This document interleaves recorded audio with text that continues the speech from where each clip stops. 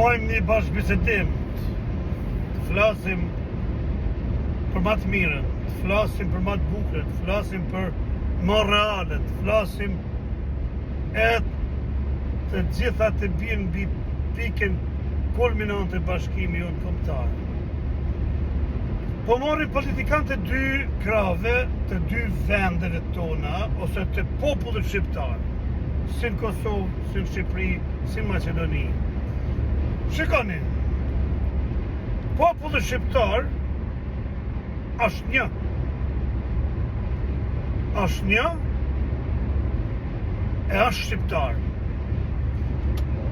Në gjithë botë, çdo parti mbron vendin e vetë, rrallë parë. Programin e parë i çdo partie në botë është programi që të mbrojnë territorin e vendit vetë, të mbrojnë popullin e vetë. Pastaj fillo programi për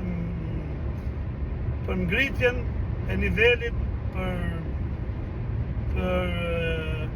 inteligjencën, për shkollimin, për infrastrukturën e për gjëra të tjera, dalin planet e partive, secilës parti. Po të ne shqiptar, po bëjmë bashkëbisedim, po cilësojmë një diçka, një parti, si kur armik, për shembull unë jam një demokrat i vërtet, edhe mua një socialist i vërtet më quaj armik, ose në kundërsjellë unë e quaj armik. Kjo nuk duhet të ndodhin të na, sepse je socialist, sepse je demokrat, nuk je anti-shqiptar. Kjo është pika kyçe që mund bashkojnë kombin shqiptar. Atë për partitë, për planet e për programet e partive duhet të vlerësojnë populli planin, duhet të vlerësojnë populli çka ka më të bukur nga kjo parti. Jo cili është më i bukur nga partia, ose cili është më i ri, ose cili është më aktivi, ose cili është më gjyshi, ose cili më gjyshja, po të shikojnë programin e çdo partie. Çfarë sjell ajo parti në të mirën e popullit shqiptar, të mirën e njerëzve që punojnë për ndërtimin e vendit, të mirën për punëtorë, të mirën për inxhinierë, të mirën për artistët, të mirën për nxënësit, për studentët, për infrastrukturën, për të gjitha kajet, të shikohet programi partijak, jo partia. Iku koha në verit, iku koha partisë, betohen për partitë, betohen për komunizmin, poshtë fashizmi, poshtë komunizmi, poshtë partia, rreth partia këto, kanë këto. Populli shqiptar jemi mbrapa në këtë drejtim. Ne nuk jemi një popull 600 milion, 50 milion, 100 milion. Jemi popull i vogël.